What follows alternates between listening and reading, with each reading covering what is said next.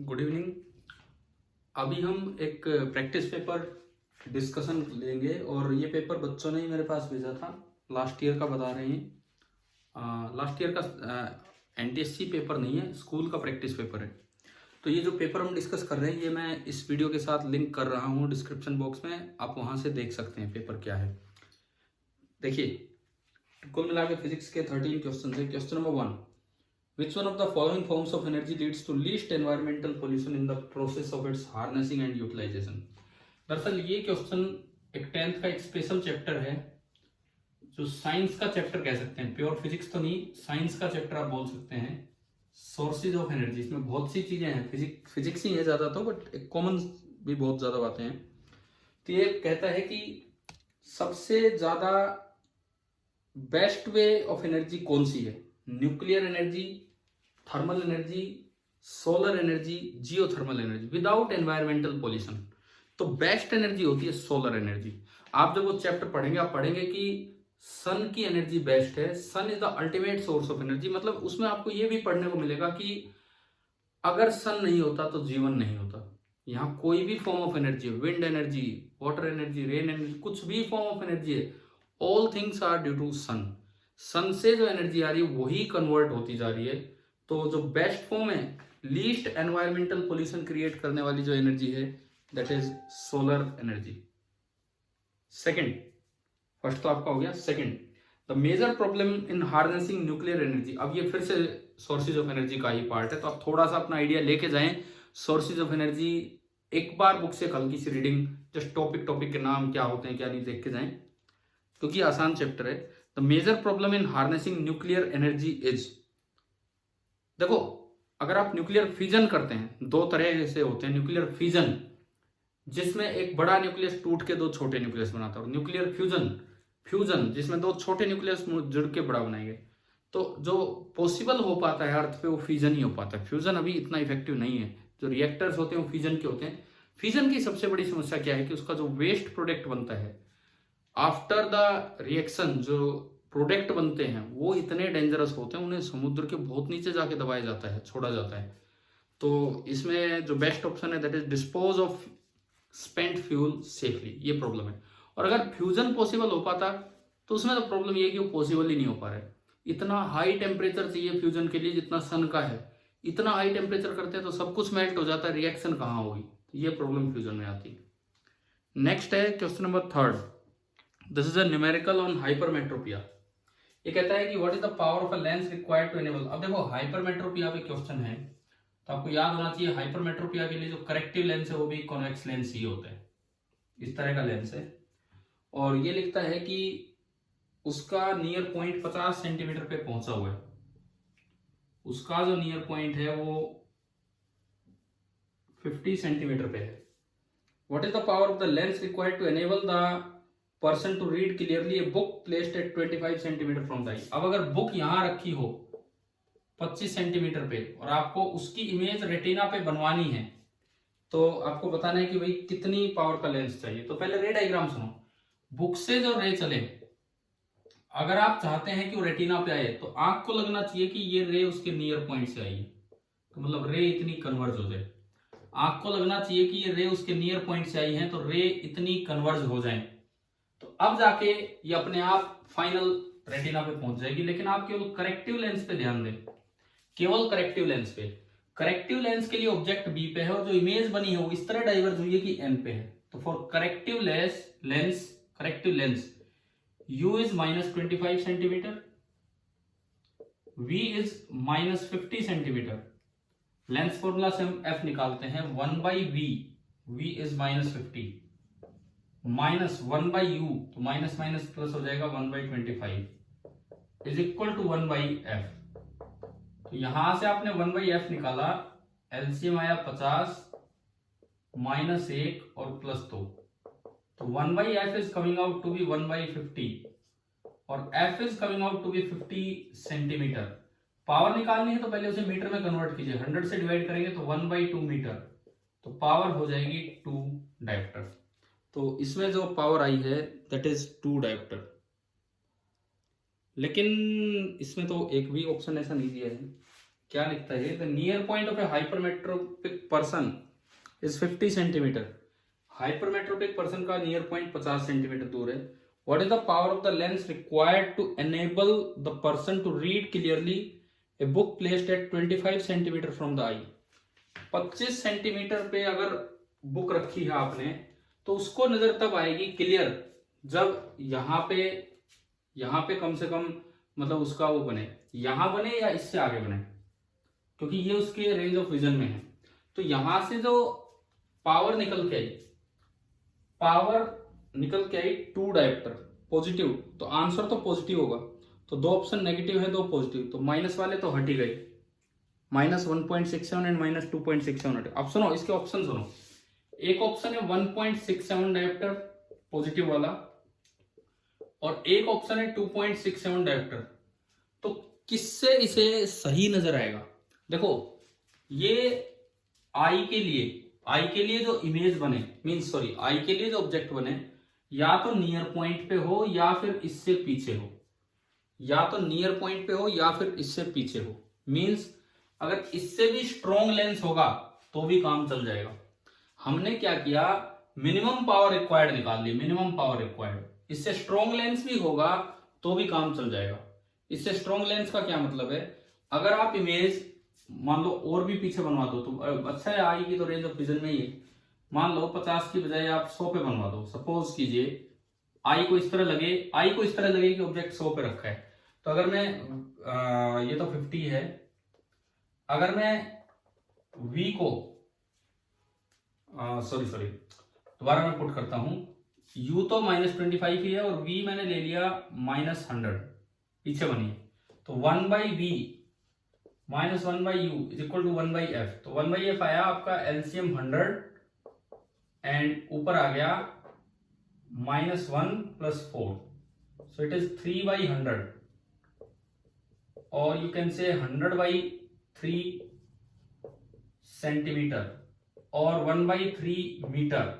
तो पावर जो आएगी वो आ गई 3 डायोप्टर। तो मिनिमम पावर आपने निकाल ली कि 2 डायोप्टर थी, 2 डायोप्टर या उससे ज्यादा का कोई भी लेंस इसे दिखा देगा। तो इस सवाल में एक अच्छी बात इसके ऑप्शंस है, 2 डायोप्टर से कोई भी ज्यादा पावर का लेंस इसे दिखा देगा। तो आंसर आ गया +2.67, क्योंकि 2 से ज्यादा का एक ही ऑप्शन है, इसलिए वही होगा।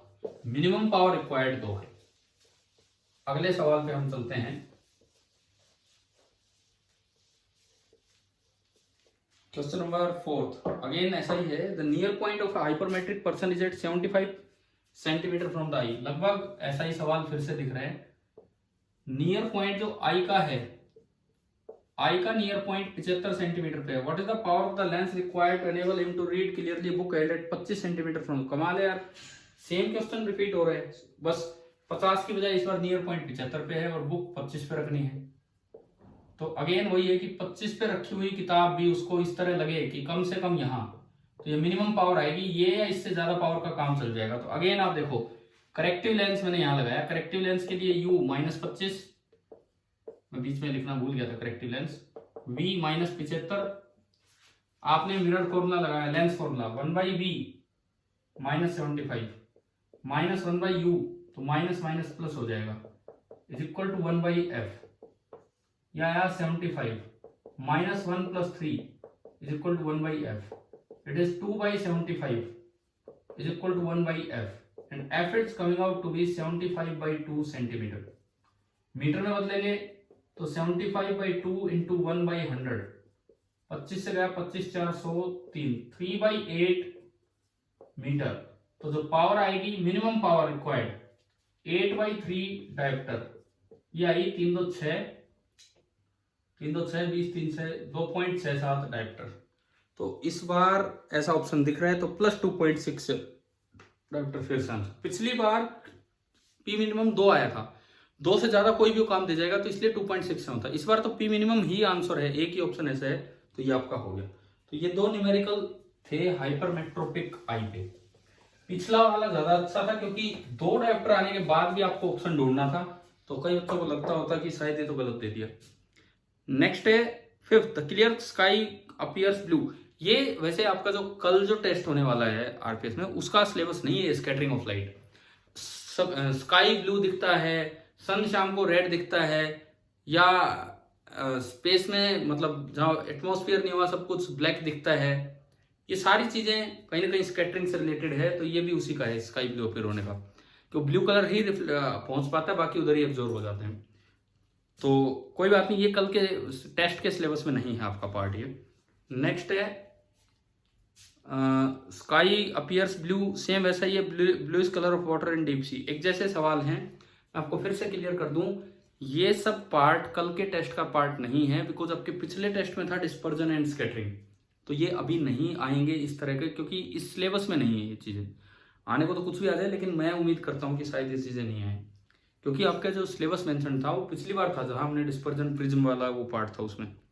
ठीक है, नेक्स्ट है the main constituent of biogas is methane, carbon dioxide, hydrogen, hydrogen sulphide. शायद आपको पता भी होगा main constituent of biogas, I think methane ही होता होगा।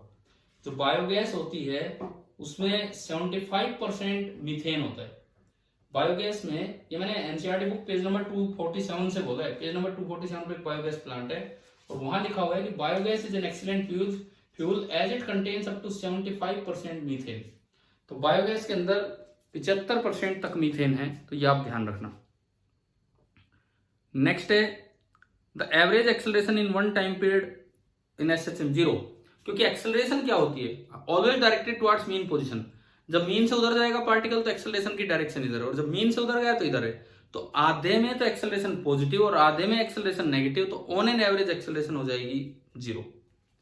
नेक्स्ट है the motion of a particle is given by x is equal to a sine omega t plus b cos omega t. Motion of the particle is, भाई मैं आपको बता दूं, अगर दोनों टर्म्स का ओमेगा सेम है तो ये एसएचएम है, पहली बात। ऐसे यार ये ऐसे सवाल, चलो ठीक है पिछली बार दिया है, मैथमेटिकल क्वेश्चन है ये, और हम ये आपको 11th क्लास में पढ़ाते हैं कि आप इसको यूं लिख सकते हैं √a² plus b² into sine of omega t plus some phi naught. ये हम पढ़ाएंगे ट्रिग्नोमेट्री जब आप पढ़ोगे तब। तो अगर आप इसको ऐसा लिख पा रहे हो दोनों ओमेगा सेम है तब, तो इसके बाहर जो है वो एम्पलीट्यूड है, तो एम्पलीट्यूड आ गया √a² प्लस b², और एसएचएम है विद एंगुलर फ्रीक्वेंसी ओमेगा। तो अगर मैं इसमें देखूं तो इसमें SHM with amplitude a² √a, ये आपका लास्ट ऑप्शन है। ठीक है, ये एक मैथमेटिकल सवाल था एसएचएम पे। कैसे बनेगा वो ट्रिग्नोमेट्री से आप सीखोगे, अभी नहीं करने की जरूरत है इतना। 10th, the displacement of a particle vector r is equal to a into i cap cos omega t plus j cap, ये कैप नहीं भी लगा तो भी कैप ही होता है, वेक्टर लगा दो इन पे। अब देखो आर वेक्टर को आप लिख लिया करो X I cap plus Y J cap, ये बना a cos omega T I cap plus a sine omega T J cap. इन दोनों को अलग अलग कंपेयर किया तो x आया a cos omega T and y आया a साइन ओमेगा टी। अब इक्वेशन ऑफ पाथ लाने का तरीका होता है कि टाइम को एलिमिनेट करो, तो अगर आप इनको स्क्वायर करके ऐड कर दें तो उधर से a² कॉमन आएगा और cos² omega t plus sin² omega T, ये आपका 1 हुआ करता है, तो आपका आ गया x² plus y² equal to a², and this is the equation of circle, जो आप 2D ज्योमेट्री में पढ़ेंगे, कोऑर्डिनेट ज्योमेट्री में +1 में, तो ये एक सर्कल पे चलेगा। अगर यहाँ a होता और यहाँ b होता, ऐसा कुछ होता, यहाँ पे b होता मान लो, तो आप कंपेयर करते तो x बाई a होता cos omega t, y by b होता sin ओमेगा टी, और इक्वेशन बनती x² by a² plus y² by b² equal to 1, and it represents an ellipse.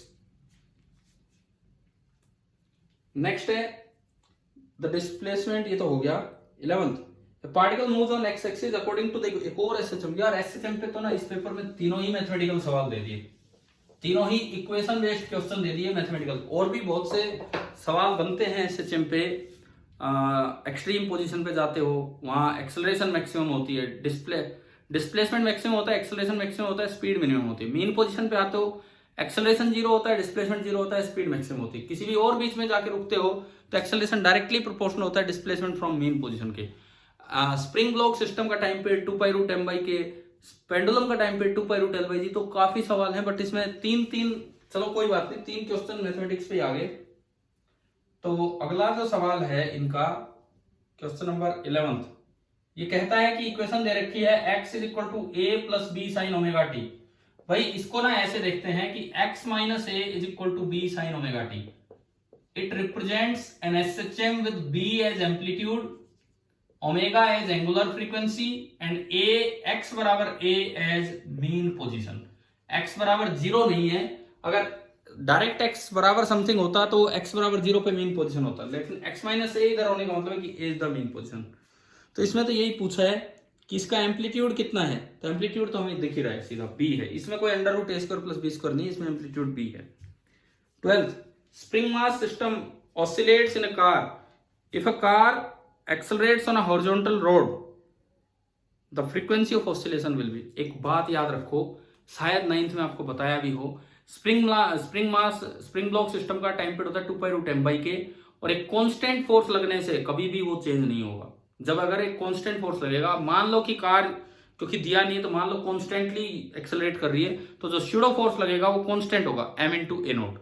Mass of the Bob मतलब वो गोला जो भी है, या बॉब नहीं सॉरी, यहाँ पे स्प्रिंग ब्लॉक है, mass of the block into acceleration of car जो भी होगा, परंतु कांस्टेंट फोर्स लगने से वो चेंज नहीं होगा, तो ना तो टाइम पीरियड चेंज होगा और ना उसकी फ्रीक्वेंसी चेंज होगी, तो सेम रहेगी। और आखिरी सवाल है, pendulum clock that keeps correct time on earth is taken to moon. तो मून पे ले जाओगे तो देखो पेंडुलम क्लॉक जो होती है, आखिरी सवाल इस पेपर का, जो पेंडुलम क्लॉक होती है उसका टाइम पीरियड होता है 2 pi under root of L by g. अब अगर आप मून पे गए, ये तो अर्थ पे है, तो मून पे आपको पता है कि g की वैल्यू g बाई 6 हो जाती है, g बाई 6 करोगे तो 6 ऊपर, यानी कि दिस इज रूट 6 अलग कर लो और बाकी t ऑफ अर्थ, यानी कि रूट 6 टाइम्स बढ़ गया टाइम पीरियड। अच्छा, बढ़ने का मतलब होता है कि अब धीमे हो गया चक्कर, काफी लंबे समय के बाद वो लौट के आएगा, तो क्लॉक स्लो हो जाएगी, स्लो, और ऐसा ऑप्शन है रूट 6 टाइम्स स्लोअर, ये इसमें हो गया। तो मैंने आपको बच्चों ने भेजा था, तो मैंने आपके ग्रुप पे पेपर भी डाल दिया था, लास्ट ईयर का बता रहे हैं स्टूडेंट्स, मुझे नहीं पता इस बारे में, और अभी मैंने वो पेपर यहाँ पे डिस्कस करवा दिया। इसमें 2 क्वेश्चन बीच में स्कैटरिंग ऑफ लाइट के थे। ये वाला जो पार्ट है आपके कल के टेस्ट का सिलेबस नहीं है, जो आपका सिलेबस है स्कूल की तरफ से, तो वो अगले टेस्ट में आना है, सॉरी पिछले में आ चुका है वो सब, हालांकि ऐसा क्वेश्चन वहां आया नहीं था कोई। तो चलिए, अब best wishes for your tomorrow's test. Thank you.